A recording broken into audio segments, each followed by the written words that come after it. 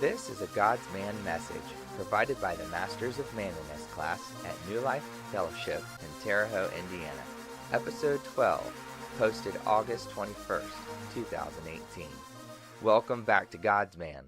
We are in an 8-part series detailing the 7 different core values of leadership.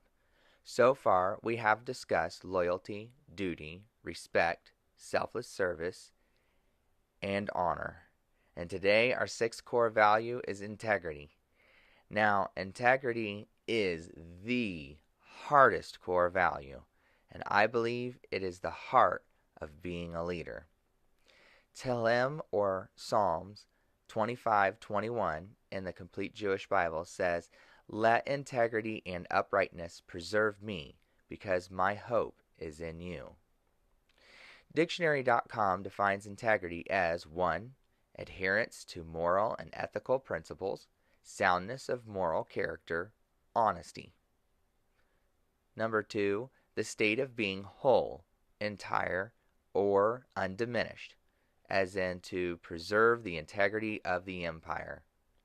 And number 3, a sound, unimpaired, or perfect condition, such as in the integrity of a ship's hull.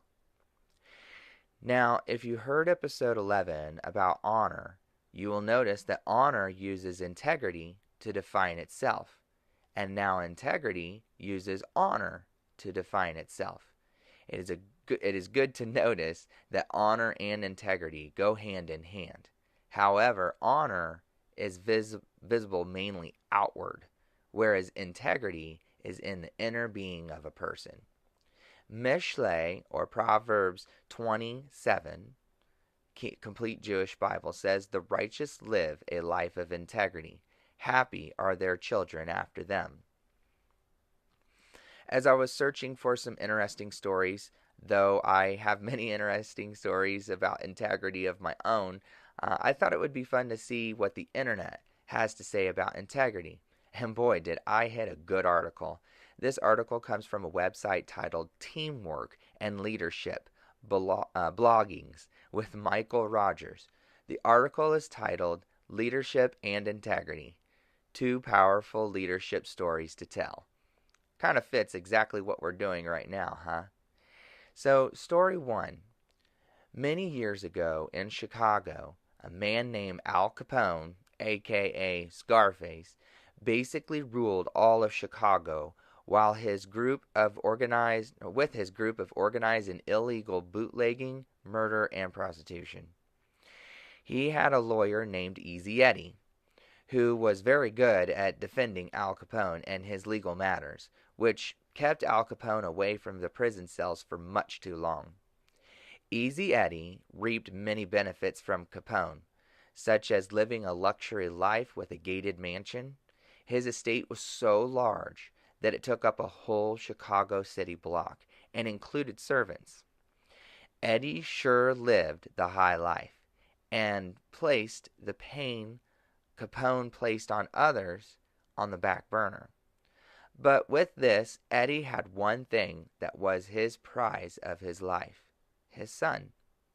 He did all he could to give his son the best life has to offer. Though Eddie was assisting a very, very bad man, he still attempted to raise his son with correct morals and values. Like every good father, he wanted his son to have more than he had as a child.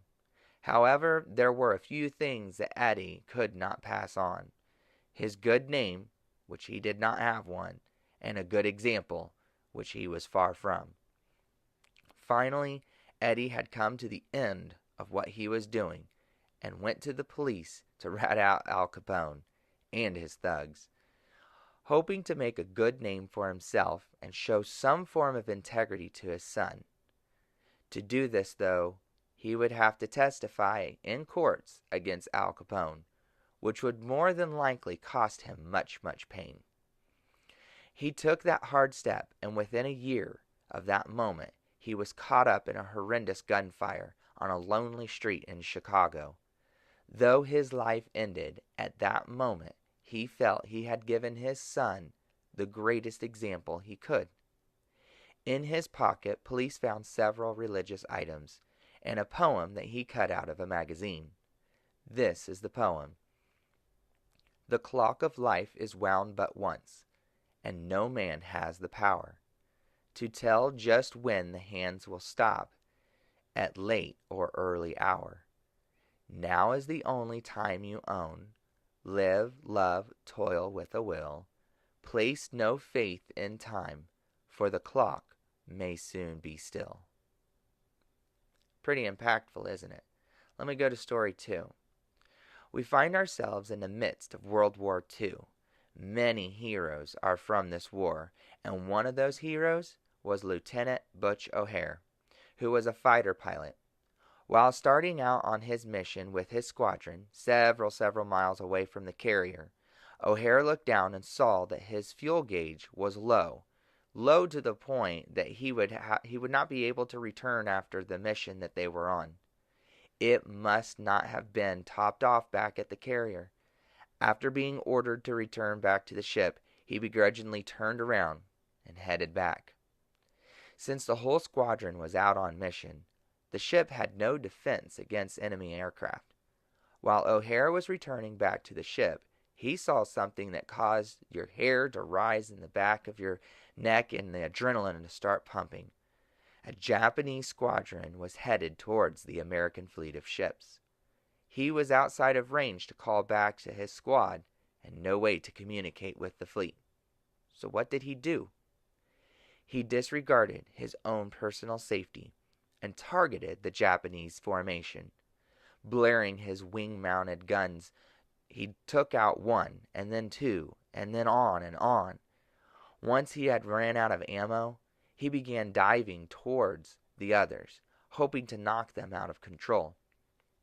Thankfully, he had caused more damage and surprise than what the mission was worth, that the Japanese squadron diverted their course toward the American fleet. Finally, Butch O'Hare returned with his battle-ridden fighter back to the carrier. His story was told and confirmed by the gun-mounted camera on his plane. Talk about a GoPro back in the day. He destroyed 5 enemy aircraft and became the Navy's first ace of war, World War II, and first naval aviator to win the Congressional Medal of Honor. At the age of 29, 1 year later, he was killed in an aerial combat. His hometown, however, would never allow his memory to be discontinued. Today, and still standing, is the O'Hare Airport in Chicago, named after him and his bravery and integrity. So, what did these two stories have in common? Did you catch that they were both kind of detailing Chicago? Butch O'Hare was Easy Eddie's son. Wow, what an incredible example of integrity and the impact it can have on people. I'm glad that Easy Eddie finally did what was right. But had he had done what was right from the beginning, the outcome may have been different. Let's talk about that for a little. You may be saying that if Easy Eddie never had his dealings with Al Capone, then he would have never been able to provide as well for his son. Sounds about right. Maybe Easy Eddie would have not had an opportunity to teach this lesson. The deal about integrity is that it is something that you have inside you or not. Even when things on the outside are against you, you still do the right thing. Even if Easy Eddie and his son would have lived poor, I believe Easy Eddie still would have done what he could to teach his son integrity. If he was willing to admit his wrongs and give crucial evidence to law enforcement, even though it would take his life, he did it anyway.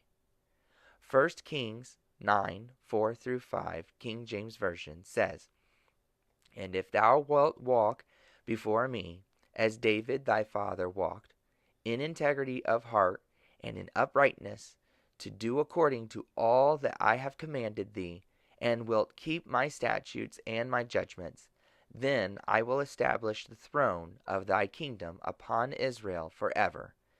as I promised to David thy father, saying, There shall not fail thee a man upon the throne of Israel. Take some time now to listen to these examples of integrity that you could do. These were found on examples.yourdictionary.com/examples of integrity.html. Keep your promises even if it takes extra effort. Go back to a store and pay for something you forgot to pay for. Never betray a friend's trust, even if it gets you in trouble. Inform the cashier that he gave you too much change back. Do not gossip or talk badly about someone. Return money that you notice someone dropped without being expecting a reward. And do not let anyone else take the blame for something you did. I'd like to read this little quote that I found. It's from Chinua Achebe, and he is a novelist in Nigeria. One of the truest tests of integrity is its blunt refusal to be compromised.